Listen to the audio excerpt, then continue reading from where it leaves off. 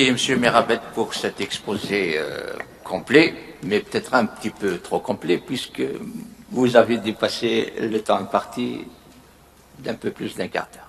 Mais bon, c'est pas grave, puisqu'il y a beaucoup de matière à exposer, on va mettre ça sur le fait que ça demande du temps, mais attention, il faut savoir faire l'effort de gérer un petit peu le temps, quelle que soit la quantité de matière à exposer. Voilà, sans plus tarder, je vais passer la parole au docteur Boubaker pour apporter son appréciation sur le travail de M. Merabet. Vous avez la parole. Merci, Monsieur le Président. C'est bon. Donc, je vous remercie, Monsieur le Président. D'abord, je remercie mes collègues de l'Université de Bougie d'avoir fait appel à moi pour participer à ce jury, particulièrement Monsieur le professeur Moali. Certes, le travail, il n'y a rien à dire, il est très très intéressant. Il a touché à une problématique d'actualité. Donc, ça, c'est l'appréciation globale. Toujours est-il, quand le travail est très, très intéressant, donc on a beaucoup de remarques, beaucoup de questionnements par rapport à certains aspects. J'ai, disons, trois grandes remarques concernant l'aspect de recherche que vous avez traité. Certes, il est clair que tu as touché à deux aspects différents, bien distincts, et qui relèvent de deux niveaux de perception trop éloignés, j'allais dire. Donc, tu as touché l'aspect génétique, qui est à l'échelle de la biodiversité intraspécifique, et d'un autre côté, tu as touché à une échelle de perception plus vaste, je dirais à l'échelle régionale, là où tu as touché les facteurs environnementaux, particulièrement les paramètres climatiques, pour essayer de faire une modélisation. Là, ce qui manque un petit peu, je pense que c'est un domaine assez nouveau, donc les espèces ont été peu étudiées, pour ne pas dire non étudiées sur certains aspects. Quand j'ai vu la modélisation, donc je m'attendais à des facteurs d'habitat pour identifier, pour déterminer réellement l'écologie des espèces, et c'est à partir de là qu'on pourra projeter autre chose. Parce que réellement, les changements climatiques, c'est mon avis personnel, c'est quelque chose qui est à la mode, je dirais. Et on sait tous que d'ici 100 ans, ou d'ici 70 ans, ou 200 ans, il y aura une dégradation, il y aura disparition de certaines espèces, disparition de certaines... Mais le besoin actuel, c'est identifier les caractéristiques des habitats de nos espèces pour pouvoir entreprendre des actions urgentes de conservation. Là, c'est le premier aspect parce que des fois, on se perd. Il y a l'aspect pointu génétique, c'est l'aspect modélisation, et une modélisation à plus vaste échelle. Donc, je ne sais pas si tu me comprends. Hein. Une deuxième remarque, là, tu as essayé de te racheter dans l'oral, c'est que le thème de ton travail, on trouve en Kabylie. Et à un certain moment, on a dépassé les frontières, même pas de la Kabylie, mais de l'Algérie. On se retrouve avec des données. Donc, je pense que il fallait peut-être donner plus de valeur à ton travail, au lieu de le restreindre à la Kabylie, dire carrément l'Afrique du Nord. Hein. Quand même, tu as touché, tu as essayé de comparer avec des données. Tu as utilisé des données génétiques des espèces en Tunisie et au Maroc. Hein. Donc là, c'est pas une remarque négative, mais au contraire pour faire donner plus de valeur à ton travail. Hein.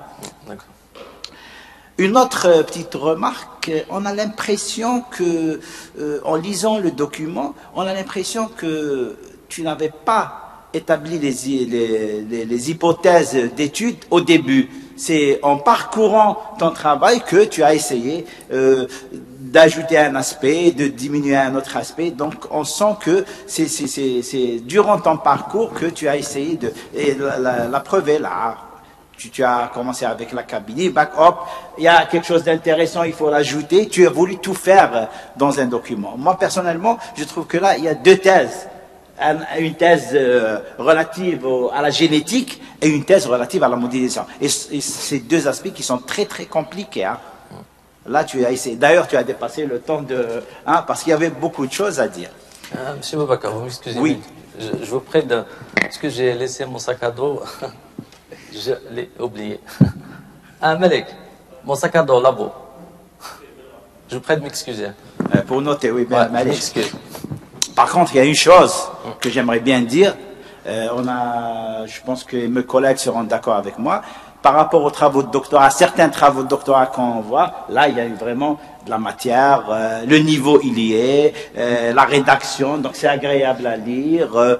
Toujours est-il, il y a des petites imperfections, donc on va les voir, on va parcourir le document ensemble.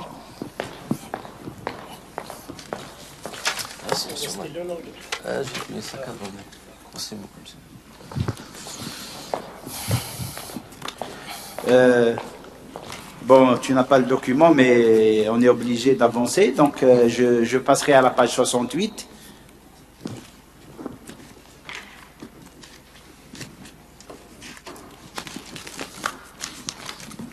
La carte. Et là, je dirais que c'est valable pour toutes les cartes. Je comprends ton souci. Donc, c'est des cartes en format raster. Elles sont presque illisibles. Quand on met une carte, elle synthétise l'information. Au lieu de mettre 2 pages de texte, une carte, elle synthétise. Donc, elle doit être vraiment lisible et très claire. Là, la carte que tu présentes à la page 68, c'est la zone d'étude. Là, déjà, on ne voit pas la limite de ta zone d'étude. Tu vois?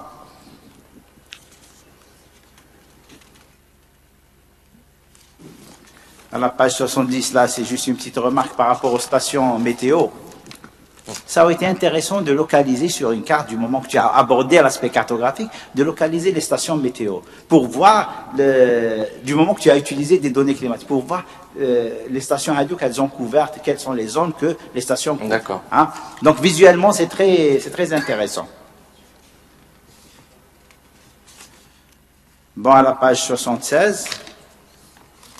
la description, non, c'est la méthodologie. Là, la partie méthodologie, j'ai beaucoup de choses à dire. Donc, à la page 76, il y a certains détails que tu aurais pu éviter à la description. C'est pas un tutoriel de Google Earth où tu décris, je dois enregistrer sous forme de KMZ. Là, c'est à éliminer. La méthodologie, donc il faut être vraiment précis pour certains aspects. Là, c'est juste une descriptive du logiciel. Il n'y a pas lieu d'encombrer ton document avec certains détails qui sont inutiles. À la page 77, et là, parce que des fois on se perd, il y a beaucoup d'informations, il y a beaucoup de sites. Tu parles d'abord d'identification des sites potentiels, après tu parles de 21 sites de reproduction, et 38 sites pour le pleurodèle, et 38 sites pour salamandre. Des fois, je ne sais pas comment dire, mais c'est pas bien expliqué parce qu'il y a trop de sites, donc il fallait peut-être mettre un tableau, ou un schéma récapitulatif. Tu as essayé de le faire pour la génétique, un tableau où tu identifies tous les sites avec le nombre d'échantillons que tu as réalisés. C'est ce qu'on appelle un récapitulatif de ta méthodologie. Généralement, quand la méthodologie est un peu compliquée, on essaye de faire un schéma global, la démarche globale méthodologique, pour que le lecteur arrive à te suivre. Et à un certain moment, tu parles d'échantillonnage selon une maille de 1 km sur 1 km. Là, le questionnement qui se pose, on ne le retrouve pas sur une carte. Comment tu as procédé, comment tu as tracé cette maille-là, les échantillons à l'intérieur de cette maille, comment tu as procédé, le nombre d'échantillons que tu as prélevés, est-ce que tu me comprends? Là, c'est par rapport à l'abondance de ces larves, combien de larves tu as trouvé, ça c'est par rapport à la présence de l'espèce. Même pour le côté génétique, les échantillons terrestres, comment tu as fait les prélèvements terrestres, est-ce que tu as pris des fragments, est-ce que tu as sacrifié des individus, tout ça, on ne le retrouve pas dans le document. Je ne sais pas si tu as des réponses par rapport à ça.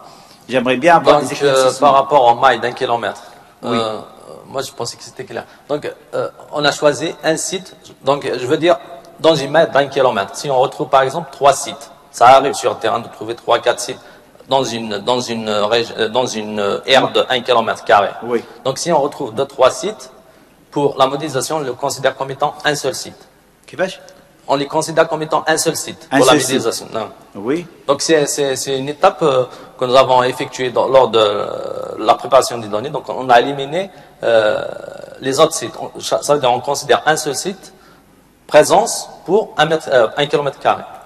Et la maille, cette maille de 1 km, elle commence de quelles coordonnées jusqu'à quelles coordonnées? Sur ce qu'on retrouve. Je veux dire, toute l'aire que nous avons échantillonnée, sur laquelle nous avons travaillé. Donc, on l'a subdivisé en 1 km carré. Donc, c'est un maillage. Non, oui, je sais. Mais menez le maillage, c'est ça. Chose qu'on ne retrouve pas sur une carte, sur le document. Par exemple, quelqu'un, supposons que toi tu as réalisé ça, moi je veux vérifier, je veux reprendre pour comparer mes données avec les tiennes, je veux retrouver ces mailles. Je ne les retrouve pas ici. D'accord, je comprends. Le maillage, principalement, si je peux me permettre, donc on l'a utilisé pour surtout la Kabylie. C'est là où on a vraiment échantillonné de façon très dense. Donc on a retrouvé plusieurs localités, on a trouvé plusieurs stations. Donc c'est là qu'on a appliqué le maillage. Donc c'était une recommandation donc dans ce processus de modélisation pour ne pas impacter le résultat. Oui, j'ai compris. Mais on ne le retrouve pas sur le document. Donc le maillage Hadak. Si quelqu'un veut reprendre les mêmes sites pour revoir, il veut reprendre des cartes presque similaires, mais en prenant d'autres facteurs. Donc je laisse uniquement les sites sélectionnés après maillage. Mais l'essentiel, le maillage, on le retrouve. D'accord.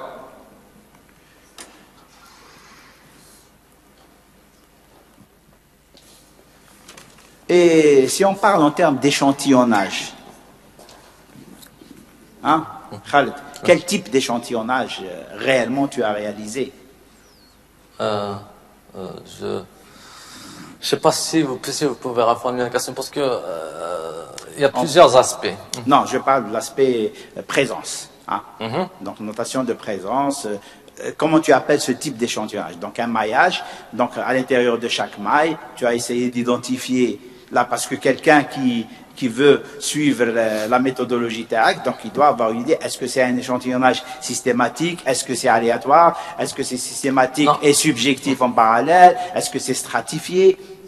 Donc, c'était purement aléatoire. Donc on part d'abord on repère des sites potentiellement favorables sur Google Earth, ce qu'on a utilisé parce qu'on ne connaît pas tous les massifs avec tous les points d'eau. Donc dans les régions comme la Kabylie, on connaissait plus ou moins la disponibilité, la présence de sites probablement favorables à la reproduction d'espèces. Donc on va sur le site, on relève la présence de l'espèce. Dans les régions qu'on ne connaît pas, donc on fait un repérage d'abord sur Google Earth.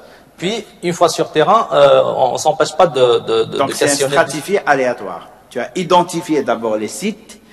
À l'intérieur des sites, tu as fait un échantillonnage aléatoire. Donc, d'abord... Je peux dire un petit mot. Mais il faut quand même souligner que tout à fait au départ, il fallait chercher des sites favorables. C'est pas une pratique comme ça. C'est ça. Avec une carte, on sait, tout a été codifié, tout est parti. Non, il lui a fallu d'abord toute une année de tâtonnement. Il fallait chercher est-ce que c'était possible. Parfois, bon, on trouvait, parfois on ne trouvait pas, mais c'est parti déjà comme ça. C'est stratifié. Parce que sachant que c'est pour la première fois que les espèces sont étudiées dans la région, il fallait d'abord commencer par une prospection, une phase de prospection. Une fois que ça a été, ça donnait quelque chose, après il a appliqué le système d'échantillonnage. Et à la page 97, tu l'as cité d'ailleurs dans ton exposé, par rapport à la modélisation, tu as sélectionné 75% et 25%. Là, c'est juste, est-ce que c'est toi qui as choisi aléatoirement 25% des données, ou bien c'est le logiciel qui te... C'est le logiciel. C'est le logiciel. Ouais, donc je pense qu'il fallait le noter quelque part que c'est le logiciel qui permet de sélectionner les 25% pour la validation après. D'accord. Et tu parles de Globe Cover. Ouais. À partir duquel tu as retiré les données relatives à l'occupation du sol. Quel type de données tu as pu extraire? Est-ce que c'est le type d'occupation de sol, ou là en pourcentage, le pourcentage de forêt, le pourcentage de terres agricoles? Quel type de données ça t'a permis d'extraire à partir de cette base de données? Ça veut dire le modèle, une fois qu'on l'a transformé. on s'est pas intéressé réellement à quoi, qu'est-ce qui ressemblait à quoi. C'est-à-dire, on savait que c'est un modèle d'occupation, donc il donne des catégories à peu près pour les zones l'agriculture, les forêts et tout ça. Donc il faisait la différence entre les différentes régions et l'a pris en tant que tel. Pour dire que, c'est-à-dire, je maîtrise toutes les techniques, comment les modèles, comment les variables ont été générées, non, honnêtement. Parce que là, c'est important, parce que c'est des aspects qu'il faut connaître. Hein, en voulant étudier l'écologie, d'ailleurs on retrouve le mot écologie, donc c'est ces petits aspects qu'il faut, hein, c'est-à-dire il ne faut pas se focaliser sur les facteurs climatiques, voilà, des changements climatiques, mais il y a certains facteurs qui sont très importants, on va y revenir. Hein.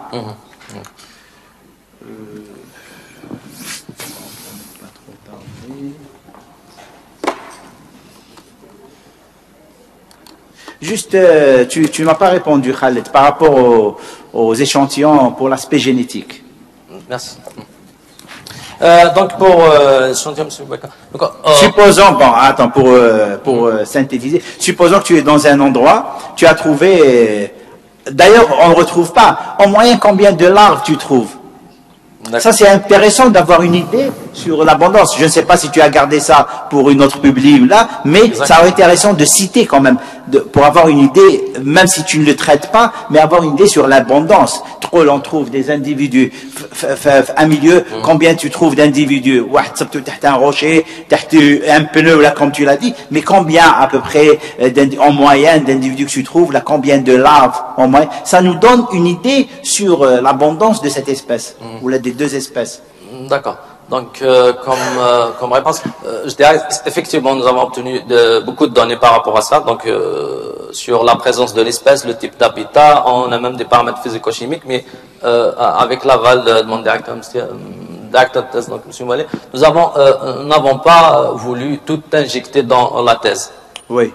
Donc, mais effectivement, comme vous dites, nous avons des données en termes d'habitat, en termes d'abondance, le lieu où on peut retrouver les espèces, donc la différence entre les deux espèces en termes d'habitat, la période d'échantillonnage, etc. Donc, on voulait développer deux axes et malheureusement, on ne pouvait pas tout faire.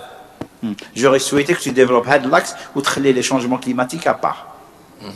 Ça aurait vraiment, la TESTAC, elle deviendrait vraiment un trésor en matière de conservation de ces deux espèces.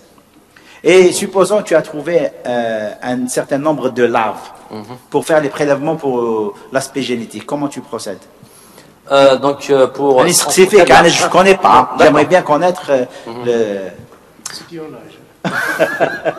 D'accord, donc pour les études génétiques, donc une fois sur terrain, donc supposons qu'on est sur, par exemple, dans le cadre d'une source pour l'espèce Salamandra altera, donc on retrouve généralement des larves par plusieurs dizaines. D'accord, donc il y a plusieurs dizaines de larves. Nous, pour les études génétiques, on prend généralement un échantillonnage assez représentatif, donc on prend entre 5 et 10 échantillons.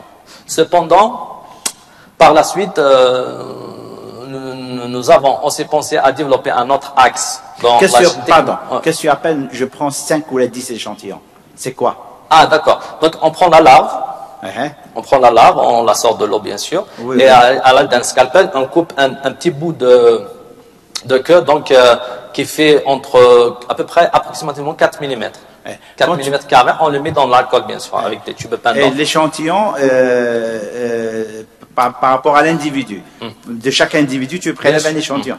Un échantillon, là, 2 échantillons de l'individu? Un échantillon par individu, et l'échantillon, comme donc 4 mm par exemple, c'est largement suffisant. Donc, une fois au labo d'accueil, on les divise. D'abord, cet échantillon de 4 mm subira deux divisions. Donc, d'abord, je laisse une partie au labo. Justement, ça... En cas où je les perds par exemple à l'aéroport, c'est toujours possible. Ça, ce qui n'était pas clair justement, parce qu'à un certain moment, on peut la moitié, mais on ne savait pas. Est-ce que c'est la moitié de l'échantillon, là, c'est la moitié de l'ensemble. Par un des 20 échantillons, 10. C'est le fragment. C'est la moitié du fragment. D'accord. Tu vois? Donc ça, c'était une information qu'on ne retrouvait pas.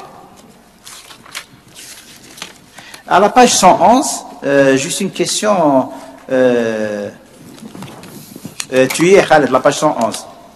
111, oui. 111, d'accord.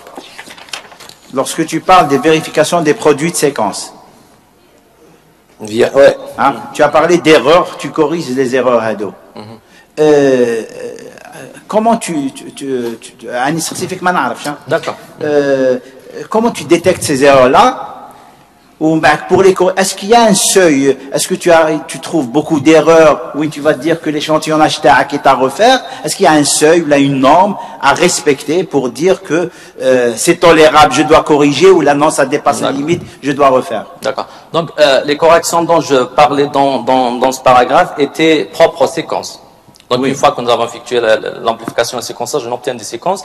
Et ces séquences-là nécessitent certains, on peut dire des corrections. Par exemple, comme les deux bouts qui correspondent aux amorces, approximativement c'est 25 paires de bases.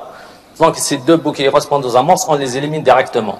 Et puis il y a la qualité, parce qu'une fois, vous savez, une fois qu'on a les séquences affichées avec un logiciel bien sûr, on peut vérifier la qualité de chaque paire de bases. Donc tu dois avoir besoin de l'œil d'un expert.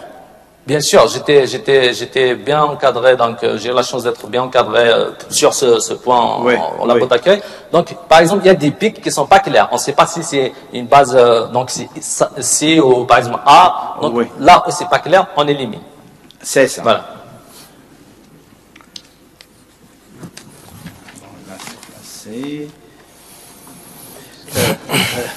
Là, la râle, c'était tellement intéressant que à la page 127, là parce que tu viens de répondre à un certain moment que tu as fait des mesures de température et de flaiseau. Hein? Ouais. C'est pas dans la thèse.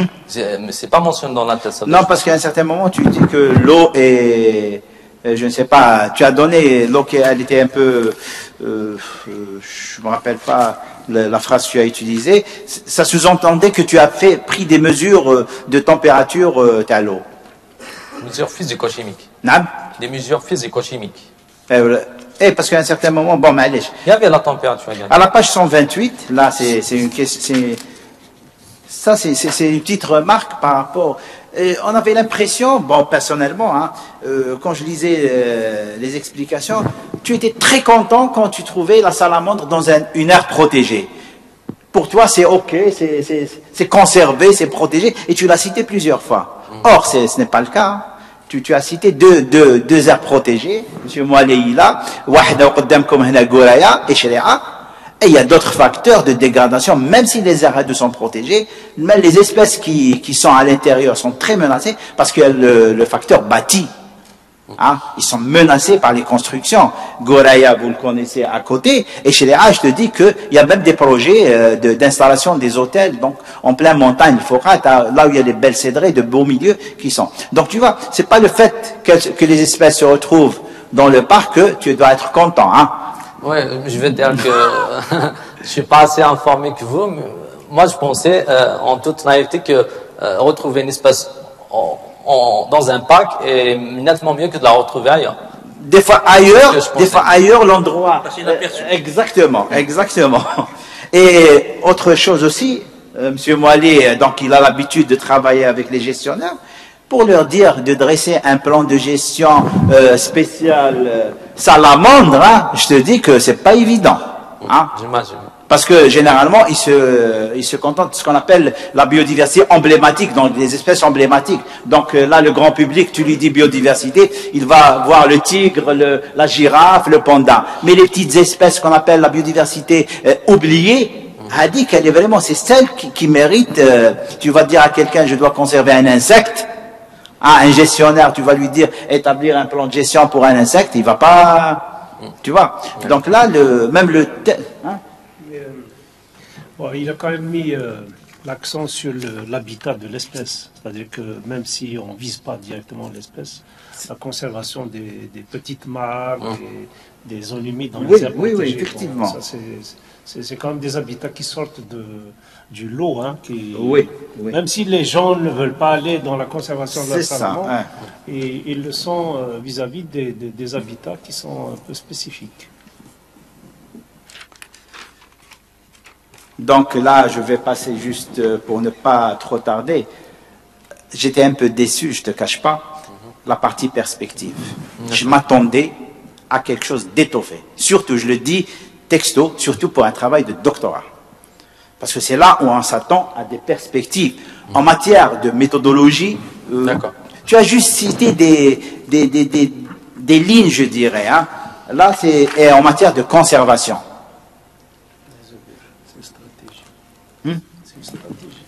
Oui, mais là, c'était un peu maigre quand même par rapport aux résultats qu'il a obtenus. Je pense que, je m'excuse de le dire, bon, moi je lui ai déjà donné plusieurs conseils dans ce sens. Hein. On n'est pas dans les années 70, des années 80, des années 90 de générosité scientifique où on sème à tout vent toutes nos idées. Il y a quand même, comment dire, il y a lieu de mesurer ce qu'on expose comme ça, ce qu'on distribue comme idée, parce que bon, il peut dire des perspectives et il aura des perspectives. Hein. Il va bosser sur des idées, certainement il les a en tête. Mais s'il met tout ça comme ça, oui. Il les aura plus. Hein. Il y aura qui partiront. Qui vont les, Donc, je te félicite sincèrement pour le travail que tu as fait. Donc, c'est vraiment un travail colossal qui a mérité vraiment du courage. Hein. Faire du terrain de cette façon, surtout pour la recherche des salamandres, c'est pas aussi évident. Et je vous repasse la parole, Monsieur le Président. Merci, docteur Boubacar.